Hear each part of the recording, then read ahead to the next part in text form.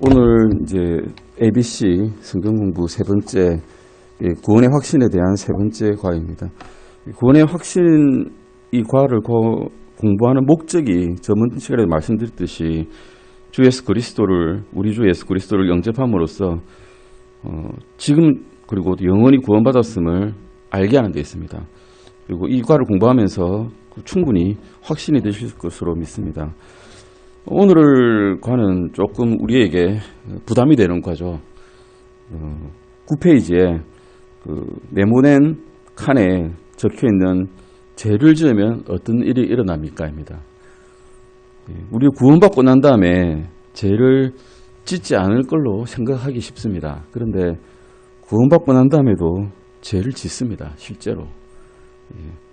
그러면 죄를 지으면 어떤 일이 일어나는지에 대한 것을 이제 보고자 합니다. 요한일서 1장 8절 잠깐 보실까요? 요한일서 1장 8절입니다. 이 관은 정말로 훅 들어옵니다. 우리한테. 와, 이렇게 마음을 힘들게 하는지. 죄에 대해서 우리 별로 생각하지 않기 때문에, 왜냐하면 구원받고 난 다음에는 모든 죄가 용서되었으니까 우리는 죄를 이제 마음대로 지어보자 라고 생각할 수도 있거든요. 예전의 죄, 지금 죄, 나중에 지을 죄 다 용서해 주셨고 다 내 대신 떠안아 주셨으니 우리는 지금부터 세상에서 흥청망청 놀면서 세상에 있는 죄를 다 지어보자라고 생각하는 사람이 있을 수 있다는 겁니다. 성경 기록에도 있었고 과거에도 있었고 이전에도 있었고 앞으로도 있을 것이기 때문에 여기에 대해서 마음의 부담을 가지고 한번 이제 찾아보겠습니다. 요한 1서 1장 8절입니다. 같이 읽으시겠습니다. 만일 우리에게 죄가 없다고 우리가 말하면 우리가 우리 자신을 속이며 또 진리가 우리 속에 있지 아니하니라. 우리에게 죄가 없다고 말하면 진리가 우리 자신을 속이고 또 우리가 우리 자신을 속이는 것이고 또 진리가 우리 속에 있지 아니하다는 말씀 보면 우리가 죄가 없다고 말할 수 없다는 거죠. 우리가 죄가 없다고 말을 할 수 없는 걸 보면 그리스도인도 죄를 지을 수 있습니까? 라는 질문에 대한 답은 있다는 것입니다. 예스입니다. 그냥. 노라고 할 수 있는 그리스도인이 아무도 없다는 것이죠. 물론 그 뒤에 말씀 요한복음 요한 1서 3장으로 가시면 우리 안에 있는 속 사람은 절대로 죄를 지을 수 없고 죄를 짓는 그 사람은 하나님의 자녀가 아니다라고 말씀이 나오기 때문에 이게 굉장히 상충되는 말씀 같지만 실제로는 상충되지 않습니다. 우리 안에 말씀으로 주신 성령으로 들어오신 그분 속 사람은 절대 죄를 지으실 수 없는 분이고 또한 의로우신 분이 맞습니다. 하지만 우리는 몸에서 살고 있죠. 몸이 없는 사람이 이게 있습니까? 아무도 없죠. 다 몸이 있기 때문에 우리 몸과 혼은 예전에는 붙어 있었습니다. 구원받기 전에는. 그리고 그 옛 사람, 옛 본성은 그대로 아직도 남아가지고 죄를 짓고 다니는 것이죠. 눈으로도 죄를 짓고 몸으로도 죄를 짓고 말로도 죄를 짓고 다닙니다. 요한일서 2장 1절 잠깐 보시겠습니다. 요한일서 2장 1절 보시겠습니다. 요한일서 2장 1절 바로 뒤에 있죠. 찾아보셨으면 읽으시겠습니다. 같이 읽겠습니다. 나의 어린 자녀들아 내가 이것들을 너희에게 쓰는 것은 너희가 죄를 짓지 아니하게 하려 함이라. 만일 누가 죄를 지어도 우리에게 아버지와 함께 계신 변호자가 계시니 곧 의로우신 분 예수 그리스도시라. 아멘. 어린 자녀들에게 요한복음과 요한 1서를 지은 요한이 어린 자녀들에게 적었습니다.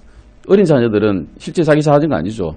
그리스도 안에서 믿음을 갖게 된 이제 막 믿음을 갖게 된 그 자녀들을 말합니다.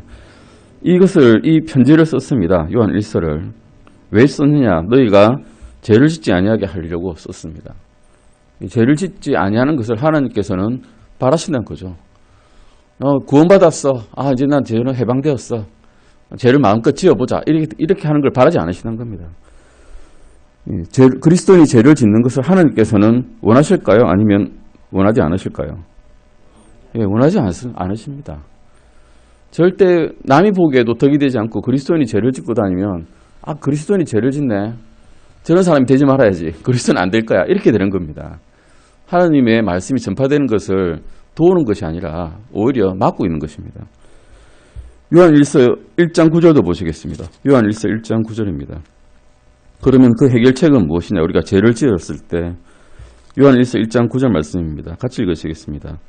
만일 우리가 우리의 죄들을 자백하면 그분께서는 신실하시고 의로우사 우리의 죄들을 용서하시며 모든 불의에서 우리를 깨끗하게 하시느니라. 요한일서 1장 9절 말씀에서 같이 그리스도인이 죄를 범할 경우에 해야 될 한 가지 일이 뭐라고 나옵니까? 죄를 하나님께 자백하는 겁니다. 여기 나와 있는 교회 성도들 앞에서 자백하러 하지 않습니다. 절대 그러지 않습니다. 공산당처럼 나와서 네 죄 말해 라고 그러지 않습니다. 하나님과 1대1로 기도하실 때 말씀하시고 그 죄를 씻으시면 된다는 것입니다. 절대 부담스러운 방법이 아니죠. 누구에게 알려질 일도 절대 없습니다. 하지만 하나님은 아신다는 겁니다. 자백하지 않으면 그 죄는 나에게 쌓입니다. 그 다음부터는. 제가 차곡차곡 쌓여서 그 쌓인 죄가 결국 고백하지 않고 회개하지 않은 죄가 나에게 어떤 일이 일어날 수 있다는 것을 주님께서는 이야기하고 계신 거죠. 고린도 교회의 경우에는 바울이 이렇게 이야기했습니다. 죄를 지은 그자가 빨리 죽기를 바란다. 죽기를 기도한다. 이랬습니다. 하나님께서 그 영혼이 더 이상 더럽히지 않기를 바라는 거죠. 그래서 그냥 하나님의 나라에 갈 수는 있겠지만 구원을 받되 어떤 구원을 받겠습니까? 불과 같은 심판을 받는 구원, 불 속에서 타는 듯한 그런 구원을 받게 되는 겁니다. 그런 보상을 전부 다 잃어버리게 됩니다. 자기가 이 땅에서 행했던 일들 때문에 그의 보상이, 구원의 보상이 하나도 없는 것이죠. 그래서 자백하는 것이 필요하다는 것입니다. 요한일서 2장 1절 다시 한번 읽어볼까요? 내가 죄를 범했을 때 하늘에 계신 하나님 아버지 앞에 나를 대신해서 나타나는 분이시 계십니다. 요한일서 2장 1절 보시겠습니다. 같이 읽으시겠습니다. 나의 어린 자녀들아, 내가 이것들을 너희에게 쓰는 것은 너희가 죄를 짓지 아니하게 하려 함이라. 만일 누가 죄를 지어도 우리에게 아버지와 함께 계신 변호자가 계시니 곧 의로우신 분 예수 그리스도시라. 제가 죄를 지었습니다.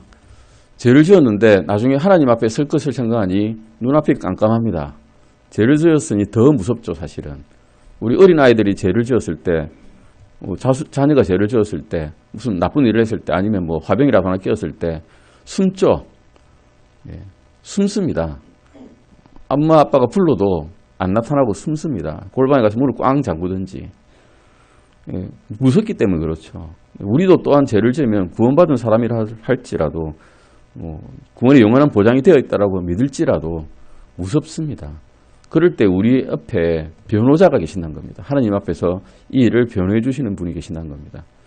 로마 시대에는 법적으로 어떤 죄인이 왔을 때 재판장 앞에 변호자가 반드시 있도록 되어 있었습니다.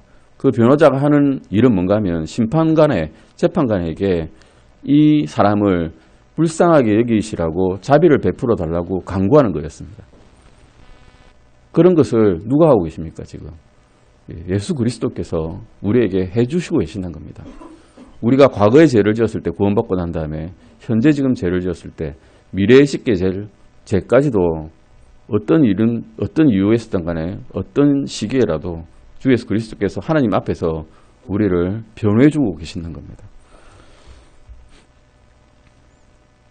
요한일서 1장 6절 7절도 보시겠습니다.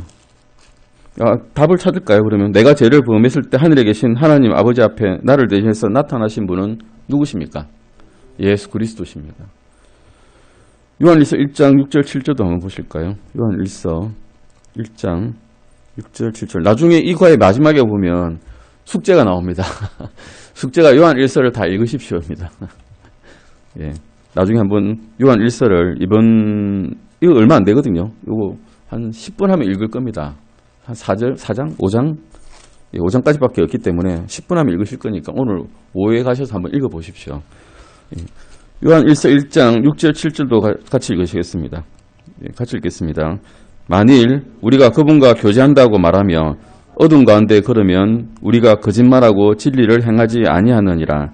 그러나 그분께서 빛 가운데 계신 것 같이 만일 우리가 빛 가운데 걸으면 우리가 서로 교제하고 또 그분의 아들 예수 그리스도의 피가 모든 죄에서 우리를 깨끗하게 하느니라. 여기서 말씀을 보실 때 그리스도인이 죄를 지을 때 잃게 되는 것이 있다라고 하죠. 무엇을 잃게 될까요? 우리가 빛 가운데 걸으면 서로 교제할 수 있지만 어둠 속으로 걸으면 깜깜한 데서 교제가 되겠습니까? 교제는 할 수는 있겠죠. 말로는 하니까. 근데 교제의 기쁨을 잃게 됩니다. 정확하게 말하면 교제를 잃는 건 아니죠. 교제에서 내가 탈락해가지고 하나님께 말하기가 두려우니까 말씀을 듣기 싫어하고 기도하기 싫어하고 하나님께서 열어놓은 그 교제를 우리가 즐거워하지 않는 거죠. 교제의 기쁨을 잃는다고 하지만 실제로는 뭐 답을 굳이 말하면 교제를 잃는다고 할 수 있겠지만 실제로는 교제의 기쁨을 잃어버리게 될 것입니다. 그 구약에서는 이게 하나님에 대한 죄를 지었을 때 희생물을 바쳤습니다. 희생물을. 어떤 희생물이 근데 있는 죄도 있고 희생물이 없는 죄도 있었습니다. 희생물이 없는 죄란 것은 용서받지 못할 죄입니다. 어떤 거였는가 하면 우상숭배, 신성모독, 안식일을 어기거나 부모를 공경하지 않거나 살인이나 도둑질이나 거짓말이나 이런 거를 음행을 한다. 이러면 용서받지 못할 죄라서 이 사람은 그냥 죽음에 처하는 겁니다. 그런데 용서받을 수 있는 죄가 몇 가지 있었습니다. 그거는 희생물을 드리면 주님께 하나님께 희생물을 드리면 용서를 받을 수 있었는데 어떤 거 하면 모로 행한 죄, 무지의 죄 그거는 용서받을 수 있었고 두 번째 주님께서 하라고 했는데 안 한 죄, 행하지 않은 죄는 용서받을 수 있었고 세 번째는 더럽혀지는 죄, 뭐 어떤 시체나 이런 가정한 물건을 만졌을 때 생기는 더럽혀지는 죄는 용서를 받을 수 있었습니다. 그런데 절대 용서받지 못할 게 또 하나 있었는데 희생물이 없는 죄거든요. 고의로 행하는 죄는 희생물이 없었습니다. 고의적으로 내가 구원을 받았는데 이 구원받았으니까 이제 마음대로 죄를 한번 지어보자 하고 고의적으로 주님께서 이렇게 하지 말라고 성경 말씀에서 분명히 말씀하시고 있는데도 불구하고 고의적으로 습관적으로 짓는 죄에 대해서는 희생물이 없다라고 얘기했거든요. 심지어는 신약 말씀에서도 고의로 지은 죄에 대해서는 이렇게 말씀하고 있습니다. 히브리서 10장 29절 잠깐 보실까요? 히브리서 10장 29절 말씀입니다. 이 책이 교재에는 없지만 중요한 문제이기 때문에 제가 한번 찾아보겠습니다. 히브리서 10장 29절입니다. 같이 읽겠습니다. 하물며 하나님의 아들을 발로 밟고 자기를 거룩히 고백한 언약의 피를 거룩하지 아니한 것으로 여기며 은혜의 영께 무례히 행한 자가 당연히 받을 것으로 생각되는 형벌은 얼마나 더 극심하겠느냐. 너희는 생각해보라. 죽게 고의적으로 지은 죄는 이게 도저히 하나님의 심판을 피할 수가 없다는 겁니다. 30절도 같이 읽어보실까요? 같이 읽으시겠습니다. 원수 갚는 일은 내게 속하였으니 내가 갚아주리라. 주가 말하노라 하시고 또다시 주가 자신의 백성을 심판하리라 하고 말씀하신 분을 우리가 아노니 주님께서는 자신의 백성을 심판하시겠다고 말씀하고 계십니다. 내가 여기서 고의로 지은 죄, 하나님의 아들의 무례하게 은혜의 영께 무례히 행한 죄에 대해서는 주님께서는 차곡차곡 다 카운트하고 계신다는 겁니다. 회개하신다는 거죠. 다 쌓아놓으셨다가 내가 그리스도의 심판석 앞에 섰을 때 다 계산하시겠다는 겁니다. 하나님께서 심판하시겠다라고 분명히 말씀하고 계시기 때문에 마음에 부담이 안 되실 수가 없죠. 이걸 알면. 하지만 다행한 것은 히브리서 10장 39절 말씀 잠깐 보실까요? 히브리서 10장 39절입니다. 같이 읽으시겠습니다. 그러나 우리는 뒤로 물러가 멸망에 이르는 자들에게 속하지 아니하고 믿어서 혼의 구원에 이르는 자들에게 속하느니라. 결론은 이겁니다. 우리는 믿었기 때문에 멸망에 이르는 자는 아니란 겁니다. 심판을 받더라도 하나님께서 심판을 하시더라도 멸망에 이르는 자들, 지옥불에 빠질 자들은 아니란 겁니다. 결국에는 혼의 구원은 받는데 그 혼의 구원이 부끄러움 속에서 받을 건지 불같은 심판 속에서 받을 건지 아니면 하나님께 착하다, 잘하여 또다, 착한 종아라는 말씀을 들으면서 받으실 건지는 각자가 결정해야 된다는 겁니다. 각자가 날마다 판단하시라고 이렇게 하고 있는 말씀입니다. 이것이 이제 우리의 죄를 지으면 어떤 일이 나는가에 대한 부담이죠. 예, 부담입니다, 실제로. 하지만 이 목적은 구원의 영원한 보장에 대한 과입니다. 기쁜 소식을 전하는 과지 부담을 느끼시라는 과가 아니기 때문에 한번 읽어보시고 이 과를 한번 충분히 공부해 보시기 바랍니다. 다음 주제입니다. 내가 받은 구원을 잃어버릴 수 있습니까? 라는 주제입니다. 물론 잃어버릴 수 없다는 건 이제 우리는 다 알고 있습니다. 한 번 받은 구원은 영원한 구원이라는 것을 알고 있는데 베레아의 고귀한 성도들처럼 날마다 성경을 찾아보면서 그 말씀이 진실한지를 알아보고자 하는 마음이 들도록 우리가 이 구절을 찾아보겠습니다. 요한복음 10장 28절 보시겠습니다. 요한복음 10장 28절입니다. 요한복음 10장 28절 말씀입니다. 찾으셨으면 같이 읽으시겠습니다. 내가 그들에게 영원한 생명을 주노니 그들이 결코 멸망하지 않을 것이요 또 아무도 내 손에서 그들을 빼앗지 못하리라. 예. 우리는 멸망할 수 있습니까? 결론은 우리는 결코 멸망하지 않는다는 것입니다. 주님께서 이미 우리의 죄들을 다 속하셨기 때문에 우리는 혼의 구원에 이르는 자지 저 멸망하는 자에 속하지 않는다는 것입니다. 요한복음 10장 29절도 읽으시겠습니다. 그들을 내게 주신 내 아버지는 모든 것보다 크심에 아무도 내 아버지 손에서 능히 그들을 빼앗지 못하느니라. 아무도라고 적었습니다. 아무도.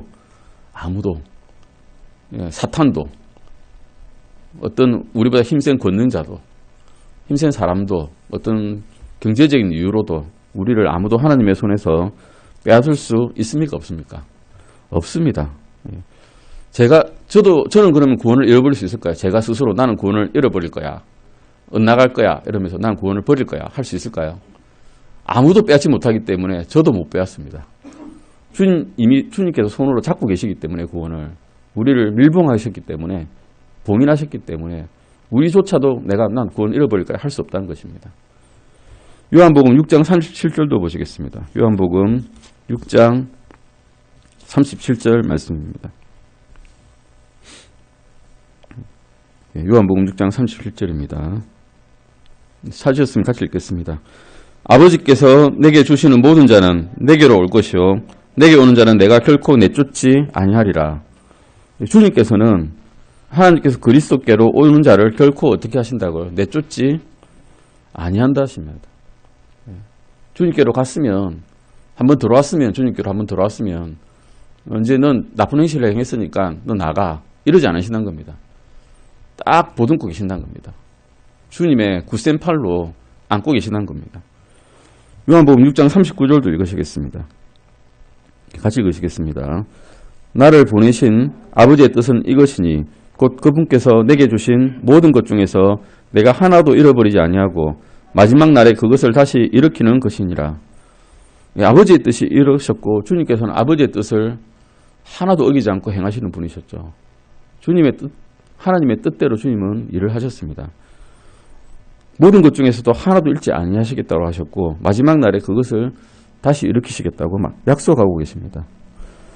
그래서 요한복음 6장 39절 말씀, 구원받은 우리를 지킬 책임은 우리에게 있습니까? 아닙니다. 주님에게 있습니다. 바로 그리스도께서는 그 책임을 절대 접어지 않으시겠다고 말씀하셨고 아무도 잃어버리지 않으시겠다라고 말씀해 주셨습니다. 천만다행 아닙니까? 천만다행입니다. 내가 내 힘으로 이것을 구원을 꼭 잡아야지라고 한다면 시시때때로 구원을 잃었다가 찾았다가 할 것입니다. 근데 주님께서 아무도 잃어버리지 않으시겠다고 약속하셨기 때문에 절대 잃을 수가 없는 것입니다. 요한복음 5장 24절도 보시겠습니다. 요한복음 5장 24절입니다. 요한복음 5장 24절 같이 읽으시겠습니다. 진실로 진실로 내가 너희에게 이르노니 내 말을 듣고 또 나를 보내신 분을 믿는 자는 영존하는 생명이 있고 또 정죄에 이르지 아니하리니 사망에서 생명으로 옮겨졌느니라. 예, 지금 구원을 받고 난 다음에 제가 가지고 있는 생명의 종류는 어떤 종류의 생명입니까? 예, 영존하는 생명이랍니다. 절대 죽지 않는 생명, 영존하는 생명이라는 것입니다. 제가 죽더라도 죽는 것이 아니라는 거죠. 예, 죽더라도 죽는 것이 아니고 또 하나님 앞에 가서 살게 되는 영원한 생명이라는 것이고, 하나님은 아브라함의 하나님이시고 야곱의 하나님이시고 이삭의 하나님이셨습니다. 하나님께서는 누구의 하나님이라고 말씀하실 때는 죽은 자의 하나님은 말씀하지 않으셨습니다. 산자의 하나님 말씀하셨거든요. 아브라함 지금 살아있고 야곱 지금 살아있고 이삭 지금 살아있다고 말씀하시는 겁니다. 그러니 우리도 죽어서 하나님 앞에 가더라도 살아있게 된다는 것이죠. 로마서 8장 38절 39절 한번 찾아보실까요? 로마서 8장, 로마서 8장 38절 39절입니다. 로마서 8장 38절 39절입니다. 같이 읽으시겠습니다. 내가 확신하노니 사망이나 생명이나 천사들이나 정사들이나 권능들이나 현재 있는 것들이나 장래에 있을 것들이나 높음이나 깊음이나 다른 어떤 창조물이라도 능히 우리를 그리스도 예수 우리 주 안에 있는 하나님의 사랑에서 떼어놓지 못하리라. 이 종류를 쭉 살펴보면 생명이라고 하면 살아있는 모든 것을 포함하고, 사망이라 그러면 죽음 위에 오는 모든 것들을 다 포함합니다. 장래에 있을 것들이라 그러면 앞으로 일어날 모든 일들이고, 앞으로 또 내가 할 모든 일들, 또 앞으로 내가 범하게 될 모든 죄들을 다 포함하고 있음을 알 수 있습니다. 어떤 창조물이라 그러면 말 그대로 나를 포함해서 모든 창조물을 이야기하고 있습니다. 예수님께서 나를 버리지는 않으시겠죠. 그런데 내가 스스로 구원을 버리면 구원을 잃어버릴까라고 고민하는 사람이 있을 수 있습니다. 하지만 성경에서는 방금 말씀드린 대로 어떤 창조물이라도 한번 구원받은 사람은 하나님의 사랑에서 떼어놓을 수 없다라고 이야기하고 있습니다. 저도 창조물이기 때문에 제 스스로 하나님의 사랑에서 떨어져 나갈 수 없다는 것이죠. 한번 구원받았으면. 여기서 없는 것이 두 가지 있는데, 구원받은 사람이 다시는 고난을 받지 않겠다라는 약속은 없습니다. 이 땅에 사는 동안에 경제적인 어려움을 하나도 안 당할 것이라는 말씀은 없죠. 어려움을 당하겠지만 다 하나님의 영광을 위해서 받는 것이고, 우리를 사랑하신 것을 막거나 또 방어하는 것은 없다라고 우리가 알 수 있습니다. 모든 것은 어떤 것이라도 우리를 그리스도의 사랑에서 어떻게 할 수 없다고 말씀하실까요? 떼어놓을 수 없다라고 말씀하고 계신 겁니다. 베드로전서 1장 5절도 보실까요? 베드로전서 1장 5절입니다. 확신에 대한 말씀입니다. 전부 다. 구원의 확신에 대한 말씀입니다. 베드로전서 1장 5절입니다. 베드로전서 1장 5절 말씀입니다. 같이 읽으시겠습니다. 너희는 마지막 때에 드러내려고 예비된 구원에 이르도록 믿음을 통해 하나님의 권능으로 보호받고 있느니라. 우리는 무엇으로 보호받고 있다고요? 하나님의 권능으로. 영어로는 the power of God. 하나님의 권능으로 우리는 보호를 받고 있습니다. 유다서 24절 보실까요? 유다서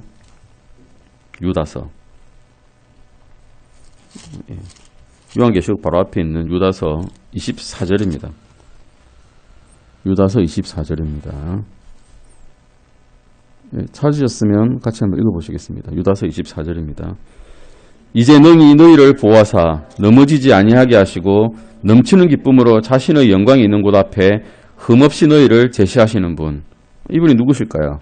예수 그리스도시죠. 예수 그리스도께서는 능히 우리를 보호하시되 넘어지지 아니하시게 하신다는 겁니다. 그런데 지금 이 땅에서 우리가 가끔 넘어지죠. 하지만 하나님 앞에 섰을 때 주 예수 그리스도께서는 우리를 흠없게 제시하실 것입니다. 무엇으로 흠없게 됐을까요? 우리는 예수 그리스도의 보배로운 보혈로 흠없게 되었습니다. 우리 자신의 능력으로 된 것은 하나도 없습니다. 빌립보서 1장 6절도 잠깐 보시겠습니다. 빌립보서 찾을 구절이 많습니다. 빌립보서 1장 6절입니다. 같이 읽으시겠습니다. 너희 안에서 선한 일을 시작하신 분께서 예수 그리스도의 날까지 그 일을 이루실 것 바로 이것을 나는 확신하노라. 빌립보서 1장 6절에서 말씀해서 그리스도께서는 우리 안에 시작하신 선한 무엇을 예수 그리스도의 무엇까지 계속하실 것이라고 말씀하실까요? 선한 일을 예수 그리스도의 날까지 계속하실 것이라고 말씀하고 있습니다. 에베소서 1장 13절도 한번 보실까요? 에베소서 1장 13절입니다. 에베소서 1장 13절입니다. 자, 에베소서 빌립보서 바로 앞에 에베소서 1장 13절 말씀입니다. 에베소서 1장 13절 같이 읽으시겠습니다. 너희도 진리의 말씀 곧 너희의 구원의 복음을 들은 뒤에 그분을 신뢰하였고 너희가 믿은 뒤에 또한 그분 안에서 약속의 저 거룩하신 영으로 봉인되었느니라. 예, 우리의 구원은 무엇으로 봉인되었을까요? 성령님으로 봉인되었다라고 말씀하고 있습니다. 봉인이라 그러면 옛날에 이제 편지 보낼 때 우리가 밀랍으로 편지에다가 봉하고 난 다음에 거기다가 가문의 문장을 딱 찍어서 보내죠. 보내면 그 우편은 받는 사람이 받을 때까지 절대 열 수 없게 되어 있었죠. 뜯으면 표가 나거든요. 뜯으면 밀랍을 뜯었던 표가 나기 때문에 아 이거 훼손됐구나 알 수 있는데 원칙적으로는 받는 사람이 받을 때까지 그것을 절대 뜯을 수가 없습니다. 그러면 우리는 성령님으로 봉인되었으면 하나님께서 우리 뚜껑을 따실 때까지는 아무도 이것을 열 수가 없습니다. 사탄이라 하더라도 우리를 미혹하는 어떤 영이라 할지라도 우리가 구원받았다는 이 성령의 봉인을 아무도 뜯을 수가 없다는 것이죠. 예전에 우리가 그 그리스도인의 에베시 전에 했던 공부에서 비유를 어떻게 했는가 하면 통조림 캔이라고 비유를 했습니다. 통조림 캔 안에 들어있는 내용물은 이게 통조림 캔이 어떤 곳에 더러운 곳에 구르든지 뭐 쓰레기 속에 들어갔다 나왔든지 어떤 경우에도 그 안에 내용물은 변함이 없습니다. 상하지 않는다는 거죠. 하나님께서 그 캔을 딱 따셔서 아 왔구나 하실 때만 이제 보여주시고 볼 수 있는 것이고 하나님만이 이것을 영광스럽게 받아주시는 거죠. 그런 비유를 이제 저번에 제가 보았습니다. 그래서 우리의 구원은 성령님으로 어떻게 되었다고요? 봉인되었다고 말씀하고 계십니다. 뭐 다른 그 개혁판에는 개정개혁판에는 인친다고 되어 있죠. 인친다. 이게 봉인되었다는 겁니다. 인친다 그러면 감이 안 오는데 봉인되었다 그러면 정확하게 우리가 의미를 알 수가 있습니다. 에베소서 2장 8절도 보시겠습니다. 에베소서 2장 8절 말씀입니다. 같이 읽으시겠습니다. 에베소서 2장 8절입니다. 너희가 믿음을 통해 은혜로 구원을 받았나니 그것은 너희 자신에게서 난 것이 아니요 하나님의 선물이니라. 예, 우리는 믿음을 통해서 은혜로 구원을 받았는데 우리의 노력은 하나도 안 들어갔고 하나님의 선물이라는 것입니다. 우리의 구원은 하나님의 선물이라고 말씀하십니다. 선물이란 무엇일까요? 선물을 주는데 이제 청구서가 날아오면 그게 선물입니까? 돈 내놔라 이러면 선물이 아니죠. 그냥 주는 게 선물인 것입니다. 그것을 준 자가 내가 줬으니까 내가 다시 받아야 되겠어 하시는 게 선물이면 선물이 아닙니다. 구원이 하나님의 선물이라면 하나님께서는 거저 주신 거라는 겁니다. 물론 하나님께서는 대가를 치르셨죠. 자신의 독생자의 아들을 십자가에 매달리게 하신 그런 크나큰 대가를 치렀지만 우리에게는 그 구원이라는 선물을 그냥 거저 주신 것입니다. 에베소서 2장 9절 말씀에서 2장 9절 한번 읽으실까요? 같이 읽겠습니다. 행위에서 난 것이 아니니 이것은 아무도 자랑하지 못하게 하려 함이라. 이 말씀을 통해서 보면 구원을 얻기 위해서 우리가 행한 것은 아무것도 없다라고 말씀하고 있습니다. 우리가 구원을 위해서 행한 것이 없다면 우리가 행함으로 인해서 잃어버릴 것 또한 논리적으로는 없습니다. 행해서 받은 게 아니기 때문에 행함으로써 그것을 유지할 수도 없고 그냥 주신 거란 거죠. 에베소서 2장 2절 3절 말씀도 한번 읽어볼까요? 에베소서 2장 2절 3절 보시겠습니다. 에베소서 2장 2절 3절 같이 읽으시겠습니다. 지나간 때에는 너희가 그것들 가운데서 이 세상의 행로를 따라 걸으며 공중의 권세 잡은 통치자 곧 지금 불순종의 자녀들 가운데서 활동하는 영을 따라 걸었느니라. 지나간 때에는 우리도 다 그들 가운데서 우리 육신의 욕심 안에서 생활하며 육신과 생각의 욕망을 이루어 다른 사람들과 같이 본래 진노의 자녀들이었으나 하나님의 진노가 우리 머리에 이글거리고 있는 그런 진노의 자녀들이었습니다. 실제로. 그런데 단지 예수님을 믿었다는 그 이유만으로 그 진노를 거둬주시고 하나님의 은혜로 구원이라는 선물을 큰 선물을 받게 된 것입니다. 요한 1서 3장 10절도 보시겠습니다. 요한 1서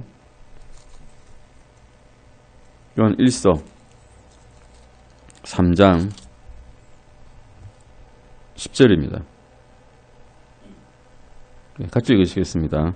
이로써 하나님의 자녀들과 마귀의 자녀들이 드러나리니 나나니 누구든지 의를 행하지 아니하는 자나 자기 형제를 사랑하지 아니하는 자는 하나님께 속하지 아니하였느니라. 이 말씀에서 볼 때도 죄를 범하는 자였고 우리는 마귀의 손아귀에 있던 자였다는 것입니다. 우리는 구원받기 전에 사탄이 지배하에 있다고 말씀하십니다. 그러나 구원받은 지금 우리는 하나님과 새로운 관계를 맺고 있습니다. 로마서 8장 15절 보실까요? 로마서 8장 15절 말씀입니다. 로마서 8장 15절 같이 읽으시겠습니다. 찾기 좀 빠르죠? 천천히 찾겠습니다. 로마서 8장 15절입니다. 같이 읽겠습니다. 너희는 다시 두려움에 이르는 속박의 영을 받지 아니하고 양자 삼으시는 영을 받았느니라. 그분을 힘입어 우리가 아바 아버지하고 부르짖느니라. 이제는 우리는 아빠 이런 거 아빠. 아람을 합니다. 이게 아바가. 지금은 사라진 사어인데 그때도 아빠가 아빠입니다. 그냥 아주 친근하게 부르는 말 같죠. 우리말로 귀에 들어도 아버지, 아빠 이렇게 이야기할 수 있는 게 우리가 구원받고 난다면은 하나님을 아버지라고 힘있게 담대하게 부를 수 있는 것입니다. 하나님은 우리의 하늘 아버지라는 것이죠. 요한 1서 3장 1절도 보시겠습니다. 요한 1서 3장 1절입니다. 요한 1서 3장 1절입니다. 같이 읽으시겠습니다. 보라, 아버지께서 어떠한 사랑을 우리에게 베푸사 우리가 하나님의 아들들이라 불리게 하셨는가. 그런즉 세상이 우리를 알지 못함은 세상이 그분을 알지 못했기 때문이라.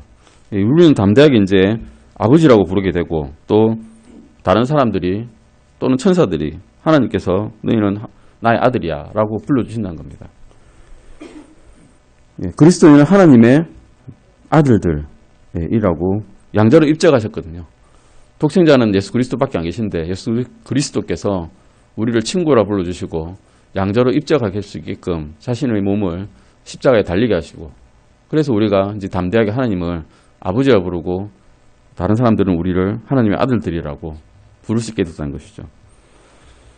근데 잘못하게 되면 아까 말씀드려도 죄를 지으면 너 양자하니까 좀 쉽게 제적해야 되겠어. 넌 행실이 바르지 못하니 넌 우리 고적에서 빼겠어 라고 하지 않으시는 겁니다.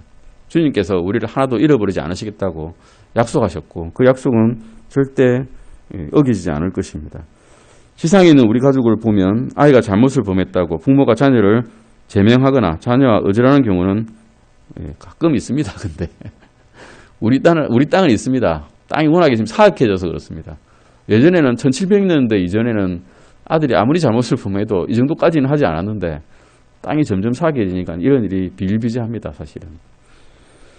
부모들은 실제 부모라면 자녀를 자기 자녀로 생각하는 부모라면 자녀를 징계하죠. 대신에.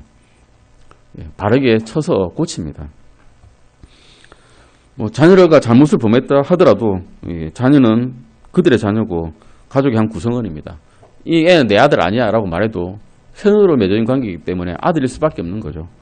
그래서 잘못하면 마음이 아프고 징계하고 쳐서라도 고치게 하려고 합니다. 그리스도인이 죄를 범했을 때도 마찬가지입니다. 하나님의 가족에서 제명을 당해서 구원을 잃어버리는 경우는 없습니다. 하지만 자식을 사랑하는 아버지같이 하나님께서도 교제를 회복시키기 위해서 잘못을 저지르는 그리스도인들을 징계하십니다. 히브리서 12장 6절 잠깐 보실까요? 히브리서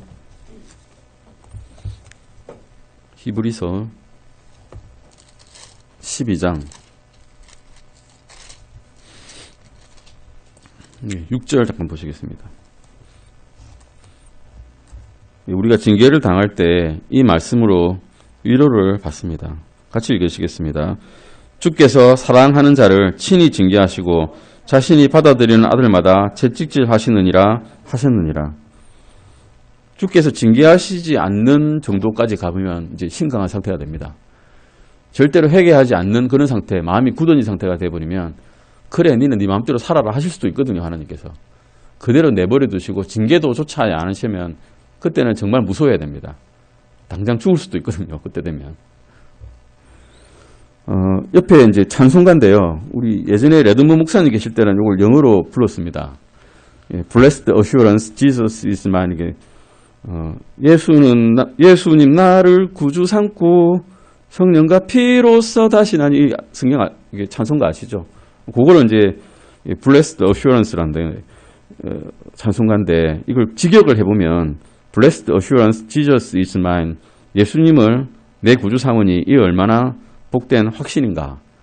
Oh, what a foretaste of glory of divine. foretest는 미리 맛보는 거거든요. 하나님의 영광을 미리 맛보는 도다. 구원받으면 미리 맛보는 겁니다. 하나님의 영광을. heir of salvation, purchased of God. heir는 상속자는 거죠. 하나님께서 값주고 사신 구원의 상속자는 born of his spirit, washed in his blood. 그분의 성령으로 거듭나고 그분의 피로 씻음받은 자도라. 한글 성경보다 훨씬 더 직설적인 표현을 하고 계십니다. 한글 찬송보다. 이 의미를 깊이 이제 보시면 이 찬송가를 지은 사람이 얼마나 성령에 충만해서 이 글을 쓰는지를 알 수 있으실 겁니다. 성경 읽기 숙제입니다. 요한복음 다 읽으셨죠? 아마 줄 다지면서 다 읽으셨을 겁니다. 그 다음에 요한 1서입니다. 요한 1서는 오늘 설교 말씀 다 들으시고 난 다음에 댁에 돌아가셔서 한 10분 하면 다 읽으실 겁니다. 한번 읽어보시고 정말 복된 말씀이 많은 것입니다. 암송구절은 요한 1서 5장 11절 12절입니다. 같이 한번 읽어보시겠습니다. 요한 1서 5장 11절 12절입니다.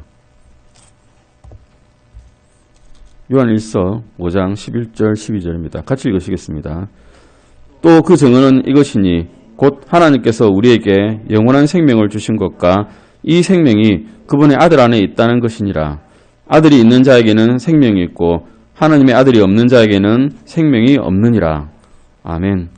이것이 이번 과의 가장 핵심입니다. 사실은 구원의 확신을 가질 수 있는 것이 내가 성령을 받았다는 것을 알 수 있는 것이 다른 것이 하나도 없고 내가 예수님을 믿었다는 것을 알기 때문에 성령님을 받은 줄을 아는 것입니다. 봉인됐다는 것이 대단한 것이 아닙니다. 성경 말씀 그대로 하나님을 믿는 자, 주 예수 그리스도를 나의 구원자로 받아들인 자는 그냥 성령을 받은 것입니다. 성령으로 봉인된 것입니다. 내가 알기 때문에 알았다는 것입니다. 성령으로 봉인된 것을. 대단한 감정이 오거나 어떤 느낌이 오거나 내가 공중에 붕 뜬다는 그런 느낌이 오거나 이런 게 아니라 나를 내 구주로서 예수 그리스도를 받아들이면 그게 성령으로 봉인된 바 된다는 것이죠. 여기까지가 우리 구원의 확신에 대한 과였습니다. 모든 분들께서 구원의 확신을 더욱더 가지시게 됐으면 좋겠습니다. 다음에 과는 이제 시작인데요. 성경에 대해서 한번 이제 보실 겁니다. 성경, 더 바이블 이렇게 되어 있는데요. 영어로는 더 홀리 바이블이죠. 사실은 거룩한 책입니다. 바이블은 그냥 단어로 하면 책이라는 것입니다. 근데 책인데 어떤 책인가 하면 거룩한 책입니다. 그래서 더 홀리 바이블이거든요. 하나밖에 없는 거룩한 책이라는 것이죠. 다른 것은 없고. 그래서 더 바이블에 대해서 우리 보시겠습니다. 12페이지입니다. 쭉 읽어보겠습니다. 당신은 무엇을 삶의 권위로 삼습니까? 무엇인가를 믿는 사람들은 저마다 그것을 믿는 이유를 다 가지고 있습니다. 사업 분야, 정부, 그리고 교육에도 기준이 있듯이 그리스도인에게도 자신의 믿음, 본분, 자신의 전반적인 품행을 위한 절대적인 기준이 필요합니다. 어떤 사람들은 자신의 내면에 있는 양심을 권위로 삼습니다. 그들은 흔히 내 양심이 내 인도자가 되게 하라고 말합니다. 이 말은 좋게 들립니다. 그런데 디도서 1장 15절 한번 찾아보시겠습니다. 디도서입니다. 디도서 1장 15절 찾아보시겠습니다. 양심이 권위로 삼은 사람이 많은데 저도 그런 사람 중에 하나였고 저희 아버지도 그런 분들 중에 하나였습니다. 양심대로 행동하면 된다고 생각하고 살았는데 성경에서는 거짓말 하나도 하지 않는 성경에서는 어떻게 양심을 표현하는가 하면 같이 읽으시겠습니다. 순수한 자들에게는 모든 것이 순수하나 더럽혀지고 믿지 않는 자들에게는 아무것도 순수하지 아니하고 오히려 그들의 생각과 양심마저도 더럽혀져 있느니라. 나는 양심이 깨끗하다고 생각했는데 구원받기 전에도 그 양심은 시시때때로 더럽혀져 있다는 겁니다. 하나님 보시기에는 더 더러우시겠죠. 나는 깨끗하다 생각했지만 하나님 보시기에는 너가 깨끗하다고 하는 양심조차도 이사야 같은 그런 거룩한 사람조차도 너의 의는 누더기 같은 의다. 걸레 같은 의다. 쳐다보기도 싫다라고 하실 정도의 그런 정도의 양심이라는 것입니다. 디도서 1장 15절에서 말씀에서 그 양심은 더럽혀져 있다라고 하시는 거죠. 디모데전서 4장 2절도 볼까요? 디모데전서 4장 2절입니다. 믿지 않는 자들에 대한 거죠. 디모데전서 4장 2절입니다. 예, 찾으셨습니까? 찾으셨으면 같이 읽으시겠습니다. 이들은 위선으로 거짓말을 하며 자기 양심을 뜨거운 인두로 지진 자들이라. 아주 극혐의 표현이 나오죠. 뜨거운 인두로 지진다. 지지면 어떻게 될까요? 우리 손이나 아니면 뭐 다른 고기를 한번 지져본 적 있으실 겁니다. 고기를 구워본 적 있으실 겁니다. 말랑말랑한 고기를 뜨거운 후라이팬에 굽습니다. 굽고 나면 탈 때까지 구우면 어떻게 됩니까? 딱딱해집니다. 부드러운 양심이 아니라 딱딱한 양심이 돼가지고 어떤 가책이 들어오더라도 절대 변형되지 않습니다. 믿지 않을 때는 우리는 양심은 이 정도였다는 겁니다. 내가 보기에는 정말 깨끗한 양심이었는데 하나님께서 보시기에는 더럽혀져 있고 굳어있는 양심이란 것이죠. 다른 사람들, 특히 종교적인 사람들은 교파나 또는 사람들이 만든 신조들을 자신의 권위로 삼습니다. 근데 그런 게 사람들이 만들었기 때문에 그런 기준 자체도 신뢰할 수가 없는 것입니다. 그것이 사람과 연관되어 있기 때문에 그렇다는 것입니다. 골로새서 2장 8절 보실까요? 골로새서 빌립보서 다음에 있는 골로새서 2장 8절입니다. 예, 요즘 세대는 과학 되게 좋아하고요. 전통도 어떻게 보면 좋아하고요. 철학도 되게 좋아합니다. 그런데 그런 것들을 조심하라고 성경에서 말씀하시고 계십니다.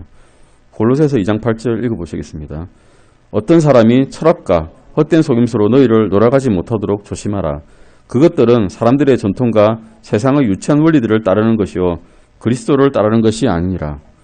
예, 골로새서 2장 8절 말씀 보면 철학과 사람의 전통에 대해서 경고를 하는데 그것은 사람들의 유치한 원리랍니다.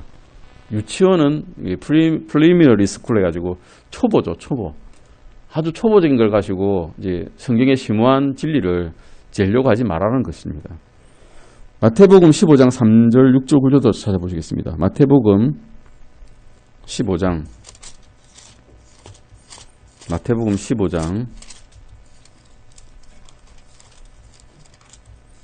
3절, 6절, 9절입니다. 3절부터 읽겠습니다. 그분께서 그들에게 대답하여 이르시되 너희는 또한 어찌하여 너희 전통으로 하나님의 명령을 범하느냐. 6절입니다. 자기 아버지나 어머니를 공경하지 않아도 의무를 면제받으리라 하여 너희 전통으로 이같이 하나님의 명령을 무효가 되게 하였느니라. 9절입니다. 그러나 그들이 사람들의 명령들을 교리로 가르치며 내게 헛되이 경배하는도다 하였느니라 하시니라. 하나님께서 명령하신 것은 쳐다보지 않고 그러니까 원죄를 지으신 사람의 책은 보지 않고 원죄를 비평한 사람들의 책만 보고 그 사람들의 명령에 따라서 행동하는 것을 하나님께서는 보시고 탄식을 하시는 겁니다. 골로새서 2장 8절 말씀대로 철학과 사람들의 전통에 대해서 이렇게 경고하고 있는 것이고 그리스도인들에게는 오직 하나님의 말씀인 성경만이 믿음과 실행을 위한 변하지 않는 권위입니다. 우리 교회 첫 간판문에도 그렇게 쓰여 있죠. 성경만을 오직 믿음과 실행의 권위로 둔다라고 우리 교회에도 쓰여 있습니다. 이 과를 통해서 성경이 무엇인지 또 왜 성경을 우리의 권위로 삼아야 되는지 또 하나님의 자녀로서 어떻게 성경을 사용하게 되는지를 우리가 배우게 될 것입니다. 근데 성경을 신약과 구약 이렇게 나누는데 첫 번째는 올드 테스트먼트고 두 번째는 뉴 테스트먼트입니다. 테스트먼트는 우리가 언약이란 겁니다. 상속 언약이라고 이야기하는데 옛날에 하나님께서 주신 상속 언약이고 올드는 뉴 테스트먼트 신약은 새롭게 예수 그리스도께서 주신 상속 언약이다라고 우리가 알고 있으시면 됩니다. 상속 언약이라 그냥 상속 언약이 아니더라도 언약이라 그러면 사람과 계약할 때 그것도 언약이고요. 하나님과 사람이 이렇게 계약을 해도 언약입니다. 내가 이걸 지키겠다 해주신 거거든요. 그런 게 성경 말씀이란 것입니다. 성경은 몇 권의 책이 모였을까요? 66권 다 아시죠? 66권의 책이 모여서 구성된 책으로 구약과 신약이라는 두 개의 중요한 부분으로 나눠집니다. 모를 때는 구약, 신약이라면 옛날 약, 요즘 약 이렇게 알았는데 요즘에는 그렇지 않죠. 다 알고 계십니다. 성경에 붙여진 이름들 로마서 10장 17절 보시겠습니다. 로마서 10장 17절 여기까지 하셔야 되겠네요. 로마서 10장 17절 같이 읽으시겠습니다. 성경에 붙여진 다른 이름 중에 하나입니다. 같이 읽으시겠습니다. 로마서 10장 17절입니다. 그런즉 이와 같이 믿음은 들음에 의해 오며 들음은 하나님의 말씀에 오느니라. 즉 성경은 하나님의 말씀이란 것입니다. 하나님의 말씀을 다음 시간에도 꾸준히 공부하고 연구하겠습니다. 기도하시고 마치겠습니다.